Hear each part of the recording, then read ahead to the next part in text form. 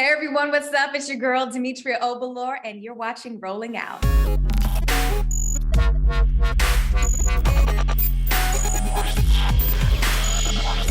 All right, everybody, welcome back to Rolling Out. We have a very, very special guest today, all the way from the West Coast on the other side of the country or wherever you.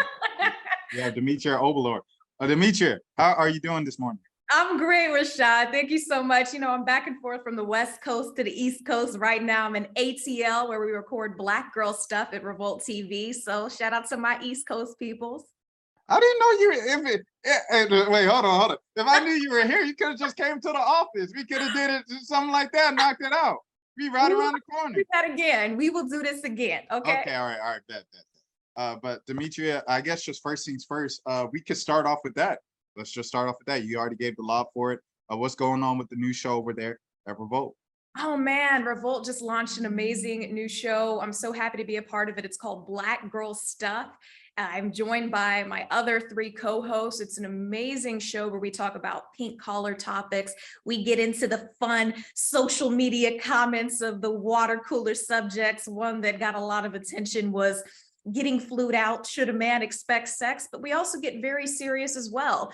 We addressed issues of colorism that people accused us of on the show actually just recently, and that is very buzzworthy. People are talking about that. So we get into everything from pop culture to social issues. It's definitely a show for everybody. I know the topic, or the name of the show was called Black Girl Stuff, but really everyone can watch it. My almost 90-year-old white grandma loves the show, all right? So everybody should tune in, learn something for sure. You can watch it Tuesdays at 9 p.m. Eastern on Revolt TV.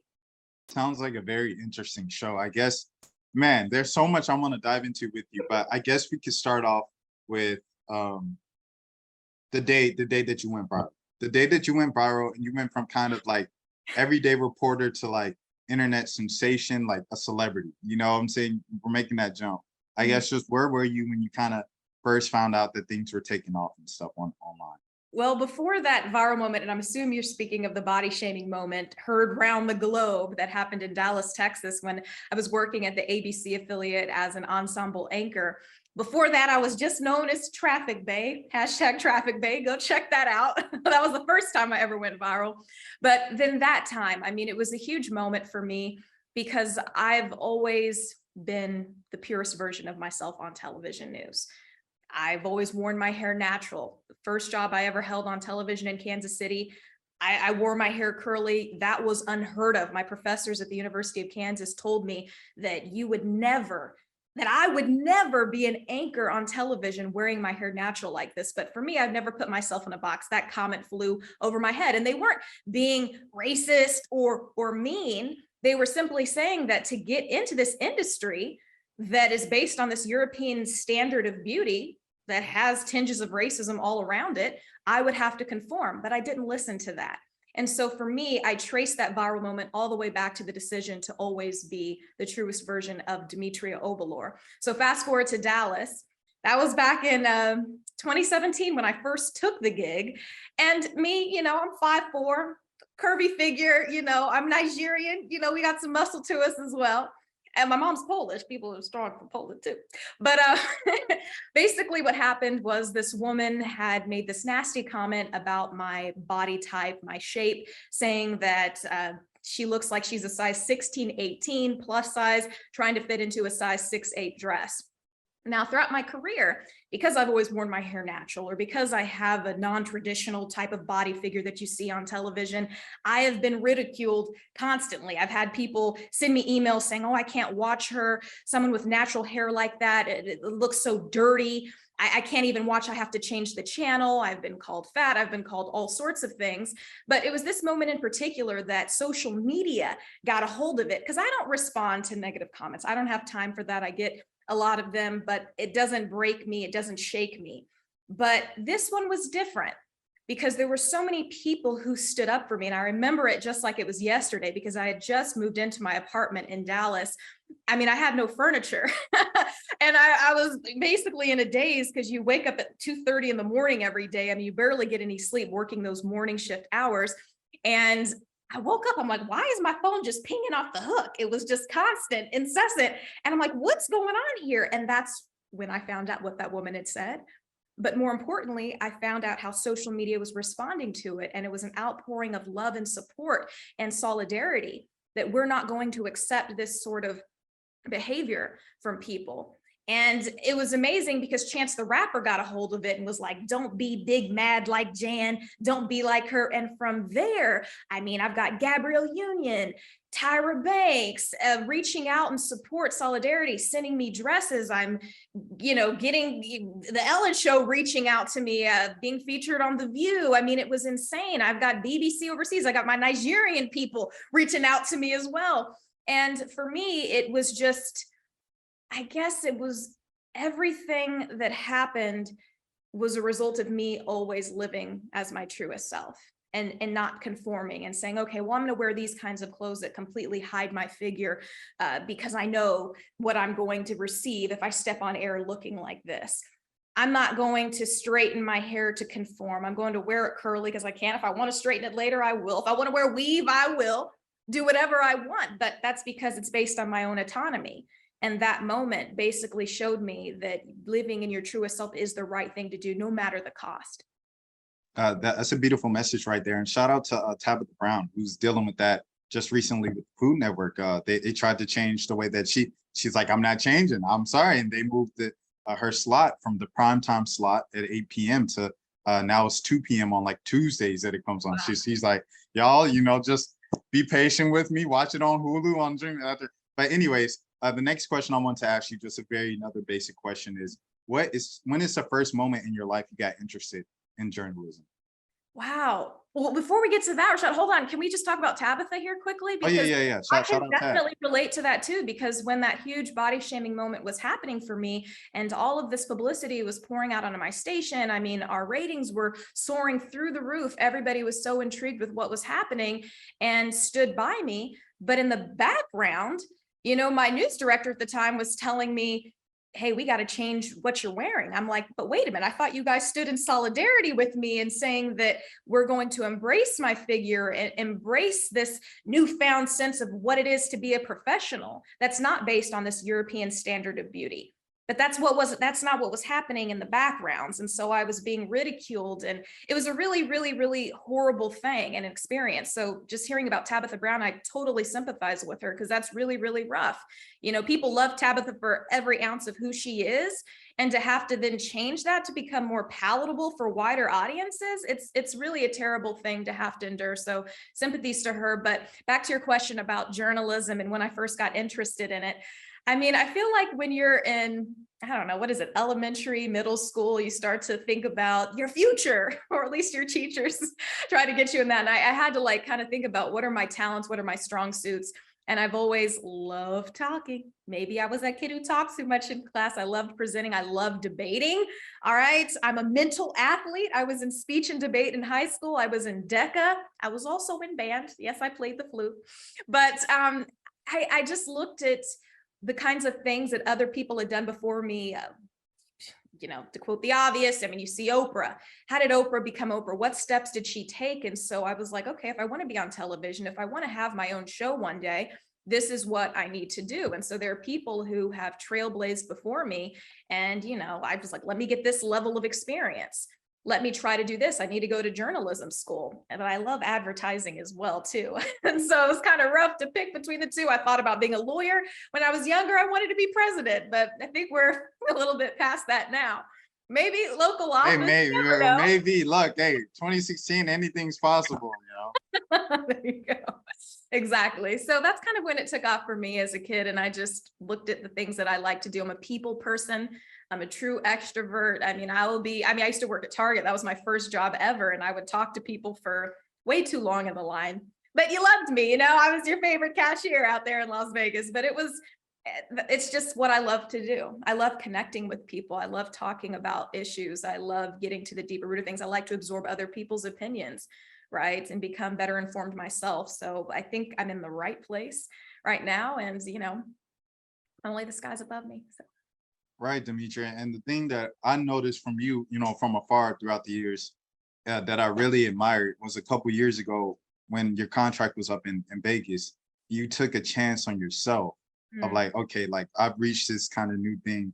and I'm gonna go this different direction as opposed to the traditional direction of going up, just moving up TV market, you know, like everybody else does. I just want to ask you kind of what went into that decision process. At what point, what numbers were you looking at to like, okay, I want to bet on myself and go this kind of non-linear way? Oh man. Okay, so I've made a bunch of leaps of faith in my career betting on myself. You know, when I left Kansas City, I didn't have a guaranteed job when I was going to Las Vegas. That was my first job on television, Kansas City, and I needed more on my resume to truly establish myself as a bona fide journalist. And so when I came to Las Vegas, I worked my ass off. You know, I got a job. My dad said, oh, well, you know, if you don't have a TV job, you got to go get a real job. I started working at a front desk of a hotel, and I was watching people on the news, and it was the hardest thing for me. I really had to swallow my pride because it's like, I could be doing that. I'm good. I should be doing that. But I worked behind that desk, and I chose that job because I'd have still time within business hours to go hand deliver my reel that I made on a CD-ROM. Do people still know what that is? With a sticker on with my picture, my name, to go pass out to local television markets in Las Vegas, right? And one of the secretaries at Channel 8 in Las Vegas, you know, received my CD-ROM. I said, hey, is the news director available? This is totally unheard of, by the way. You can't just get to the news director. But I think she saw my dedication, my perseverance, and she let me in, and I got to talk to the news director. And from there, I was hired as a traffic anchor. And that was huge. I needed that second job to solidify my television experience. And from there, I got the call to Dallas. But I think the leap of faith, the biggest one for me, was leaving my job in Dallas because I was asked to renew my contract many times. And, you know, for the most part, a great job, you know, great experience working on television, connecting with the people in the Dallas, Texas market. But I'm like, I don't want to just be a news anchor. I want to be more than that. I want to have my own television show. And when you start talking about entertainment, or if you're talking about sports, or you're talking about unscripted television shows and really expanding your national audience, and I'm not somebody whose daddy or mommy is in the entertainment industry. Every single job that Demetria Obilor has ever had, all the way back from my first job in Target, and I've held about a dozen jobs, it came from my hard work, my merit, me showing up for the interview, me practicing, me forming this reel that I value so much. It came from my hard work. And so to leave Dallas, I mean, that was huge. And then the pandemic struck, and that was really, really, really terrible for me. You know, I had to kind of take a seat. And so from there, I was working on creating digital content and sending out tons of emails, working my network base, trying to figure out how to get to that next step, because I didn't have somebody who paved the path. It's really just me in the jungle holding the torch. Like, where do we go next with the machete? Like, I'm not kidding. This is all me. Right. And I've worked for it. That's why it means so much to me. And for me, I always quote Kanye West here, because for me, you know, giving up way harder than trying. That's how I feel about myself. And so I keep going, and it motivates me. But it was a huge risk. It was a huge leap of faith leaving Dallas and then now landing this job at Revolt years later. I mean, there were a lot of people like, when are you going to be back on TV, Demetria? And I could have accepted other television jobs. I was offered them in different markets, but that's not what I wanted to do. I didn't want to be typecast as just a news anchor. I wanted to be afforded an opportunity to truly express my opinion on a national scale. And that's what I have now, because I believed in myself and I worked for it. Nothing was handed to me. You didn't see the emails, the hundreds of emails I sent out, the meetings that I set up, the money I spent to travel to LA to put on these meetings with these executives and keep going, hearing no's, planting 1,000 seeds. One of them sprouts up finally. Here we are. Side note question, you know, we only have 10 minutes left. Is there anyone living right now, any artist living right now that could beat Ye in the verses? Oh, well, okay. Oh my gosh. Well, you know, Kanye West has got a permanent position in my top 5 alive. But are we talking about freestyling? Because We're talking about producing and artistry. So like all of his catalog, 20 of his best. So, you know, you're talking about producing. So yes, You Don't Know My Name, Alicia Keys is included in there. Oh my God. Oh, you're making it really, really, really difficult. Oh my gosh.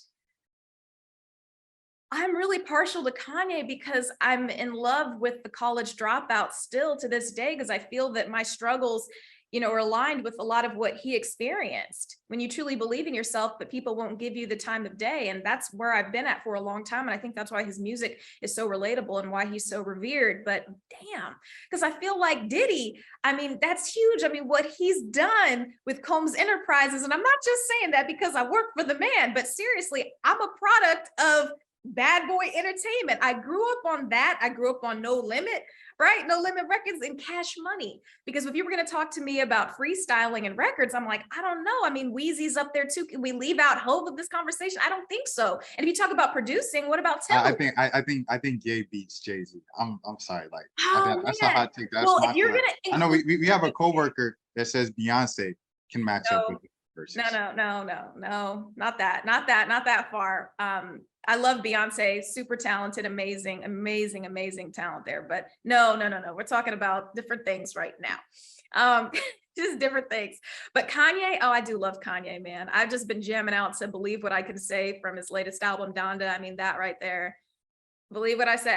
Oh man, the way he mixes tracks, the samples that he does, everything is so epic. But there are other people, like I said, I mean, Diddy's of the things that he's done. I mean, it's absolutely phenomenal, brilliant too. I mean, it's really rough. How can't we all just get along? Rashad, why you gotta do me like that? I'm sorry. It was just you brought up the Ye lyric. We've been having the debate for about the Oh man, last I couple of quote weeks. Ye all day, but I quote Hove all day too. Here's another one. Everybody can tell you how to do it. They never did it. That's Hove right. Yeah. Uh, Getting back on track. What was the other thing I wanted to ask you? I guess. Oh, for the people, you already kind of said it there in depth there, but I wanted to ask you. I feel like in this industry, in every space, really, there's always kind of people who had these dreams as kids and they didn't quite get there to the time that they kind of mapped it out in their heads. So they look at other people and they're like, dang, if I was pretty like Demetria, I would be where Demetria is. And they don't see what you said, all the hard work that you put in behind the scenes. What is some advice or what is something that you want to tell the kids that look up to you or younger people who might be envious of you in the industry right now who thinks it was just kind of easier for you? Ain't let me unpack that for a second, right? You can't ever compare your journey to someone else's. There are plenty of times where I've looked on television and I'm like, what the hell? I can do that job. Why, well, who's their agent? Like, who do I need to talk to get that gig? Right. But I don't know the hard work that's been put at play. I can simply tell you my story and how the student loan debt is in Demetria Obilor's name and how I worked hard to graduate early for school. And I could just take you through my journey and show you how difficult it's been for me and how difficult it still is even now. People look at my social media following and think, oh, she must be a millionaire. She's got 1 million followers. She must be a millionaire. That's not true. Right? I'm working to that level and I'm not going to stop. But trust me, I've experienced so many roadblocks along my journey. And if my story can inspire anyone, and I don't want to get into the, superficialness of it, but I'm sure there are people who say, oh, well, maybe she's lighter complexion this. Oh, it's easy for girls who look like that. And I understand that. And there may be privilege along with that, but there are also horrors of that as well that I could dive into. And the weird, perverted people who have come to me trying to exploit me for sex in exchange for work. And that's real. That don't work over here though. So when I look at these young girls who come to me, young girls who look totally different than me, people who look just like me, whoever it is, all I can do is inspire you and tell you that if you never quit and you keep going, beautiful things will happen for you. I believe that. But if you do not believe that for yourself, the journey is over, right? You quit before you even got started. Okay. There are plenty of people who've never made it because they believed what other people told them they couldn't do. There are people who told me, oh, Demetria, you're starting off in the news business. Well, you're going to start off working at market 200 something. And that's true. And there's no shame in that for some people, but that wasn't me. I started off working in Kansas City, a mid-sized market, something that was unheard of. People told me that wouldn't happen. People told me because of my curly hair, and you see it's long now, but when I was in college, it was a fro. I mean, from here, it kind of looks like what you got going on, Rashad. That's what I had, right? Okay. People weren't saying that then. People called me nappy headed. People made fun of my hair. They called me chia pet when I was growing up. But now people see my long hair that I've, stressed with over the years and have tried to, truly really take care of every single day. I'm super anal about my hair, but people, even back then, I was made fun of. You don't know anybody's personal struggles or their journeys. You don't know what that is when you turn on the television. But if you ask me, I'll tell you, but don't assume. Don't ever assume with anyone. But I'm gonna tell you, I'm a hard worker for sure. And if you want to talk about what it takes to get to where I'm at, and I'm not where my ending point, this is not my stopping point. Okay. I'm like the Energizer Bunny. I keep going. I don't get tired. I keep going. Okay. So yeah, I mean, you keep fighting for what you want. Don't listen to people. Don't let them put you in a box. That'd be my drive home statement for any kid. Don't let anybody tell you, even if it's your family, even if it's the people that love you the most, that you can't do it. All right. Because even out of love, sometimes people will say things that can be so damaging and so restricting, limiting. And that's not true. You've got a full potential that you can reach, but it's on you to put in the work. Everyone has obstacles, and that's something that people don't see. The grass isn't always greener on the other side, and love yourself, love yours. I've cried, I've screamed, like, what's going on? I cried, I screamed, I let it out. I'm like, this should be happening. My family, they see the worst of me because they see my inner frustrations. And like, man, when I left Dallas, I'm like, oh yeah, easy street, man. I put together this amazing real portfolio. Oh my God, it wasn't like that. It wasn't like that.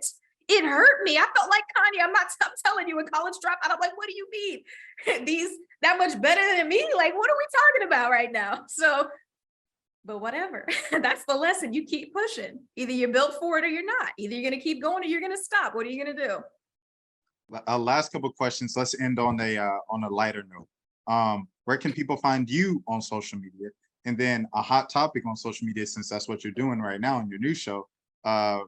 I guess just what is your response to social media's response to Chloe Bailey? Anytime she posts something, it feels like it's an entire discussion. Oh, wow. Okay, first of all, you can find me at Demetria Obilor on Twitter, Instagram. My Facebook is Demetria Obilor TV. My Snapchat, Demetria Obilor. My TikTok, the Demetria Obilor.